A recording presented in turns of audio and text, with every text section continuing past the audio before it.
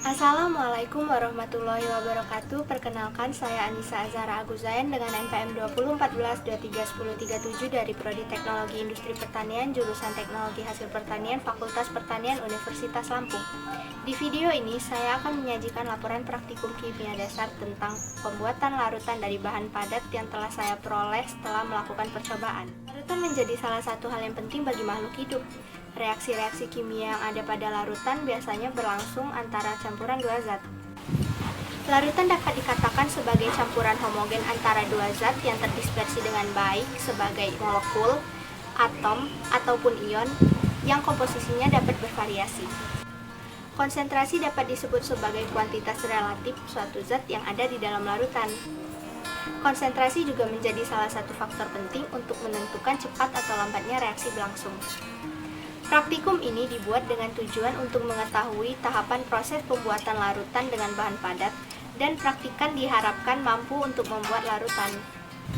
Adapun alat dan bahan yang digunakan dalam praktikum ini adalah air,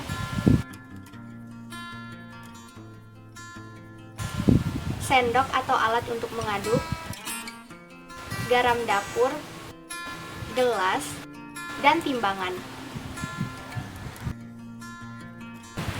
Pada video kali ini, saya akan membuat 3 macam larutan dengan masing-masing konsentrasi dan volume yang berbeda-beda. Larutan pertama memiliki konsentrasi 3 molar untuk volume larutan 300 ml. Larutan kedua memiliki konsentrasi 1,5 molar untuk volume larutan 300 ml. Dan yang terakhir, larutan ketiga memiliki konsentrasi 15% untuk volume larutan 100 ml. Tahap pertama yang dilakukan adalah menghitung massa garam yang diperlukan untuk ketiga larutan.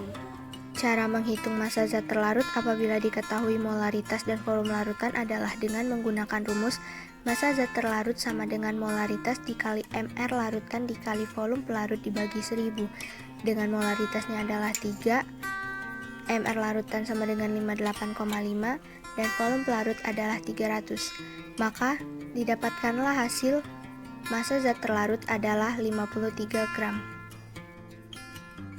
Setelah itu, timbang massa zat terlarut yang telah diketahui yaitu 53 gram. Lalu tambahkan air sampai volume larutan mencapai 300 ml.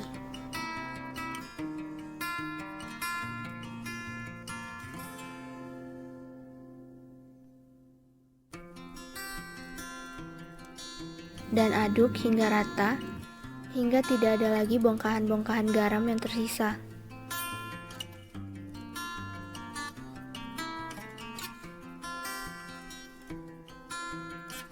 Cara mencari zat terlarut apabila diketahui molalitas dan volume larutan adalah dengan menggunakan rumus massa zat terlarut sama dengan molalitas dikali mR larutan dikali massa pelarut dibagi 1000. Dengan molalitasnya adalah 1,5 molal, mR larutannya adalah 58,5, dan massa pelarutnya adalah 300. Maka didapatlah massa zat terlarutnya adalah 26 gram. Setelah itu, timbanglah zat terlarut dengan massa yang telah diketahui untuk larutan dengan konsentrasi 1,5 molal dan volume 300 ml.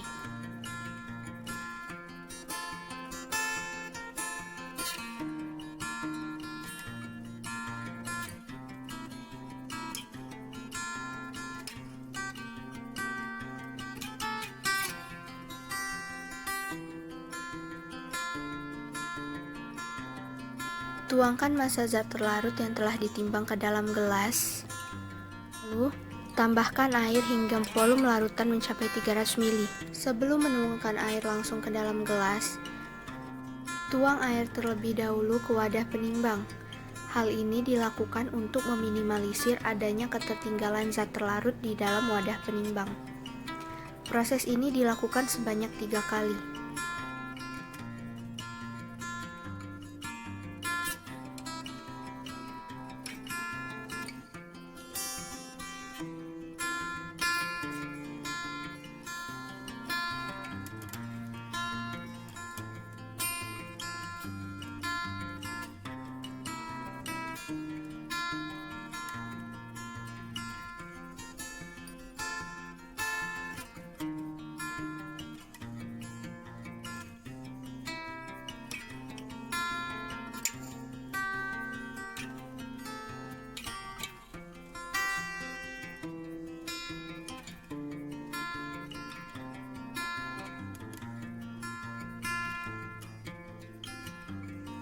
Cara mengetahui massa zat terlarut apabila diketahui persentase larutan dan volume larutan adalah dengan menggunakan rumus persentase larutan sama dengan massa zat terlarut dibagi massa zat pelarut dikali 100%.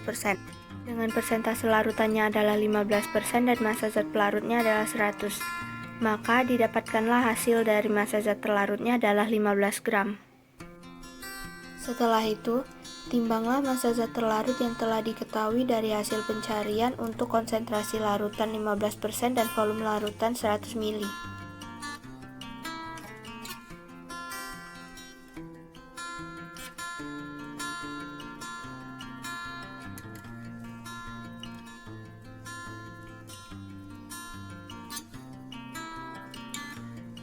Tuangkan massa zat terlarut yang telah ditimbang ke dalam gelas.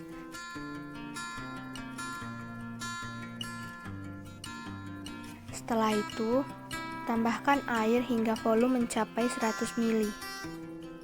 Sebelum menuangkan air langsung ke dalam gelas, tuang air terlebih dahulu ke wadah penimbang.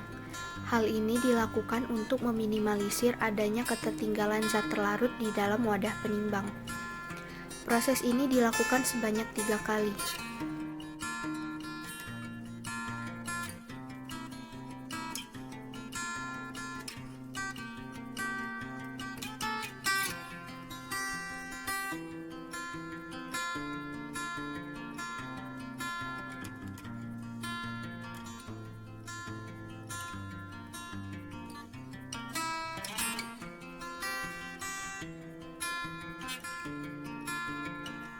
Larutan natrium klorida konsentrasi 3 molar, volume 300 ml, konsentrasi 1,5 molar, volume 300 ml, dan konsentrasi 15%, volume 100 ml, telah selesai dibuat dan siap digunakan. Seperti yang kita lihat sebelumnya, ada beberapa tahapan dalam proses pembuatan larutan dari bahan padat. Yang pertama adalah menghitung massa zat terlarut yang dibutuhkan untuk masing-masing larutan. Yang kedua adalah menimbang massa zat terlarut yang telah diketahui untuk masing-masing larutan. Dan yang ketiga adalah melarutkan zat terlarut dengan bantuan zat pelarut. Demikian laporan praktikum kimia dasar tentang pembuatan larutan dari saya. Apabila ada kesalahan, saya mohon maaf. Saya akhiri. Wassalamualaikum warahmatullahi wabarakatuh.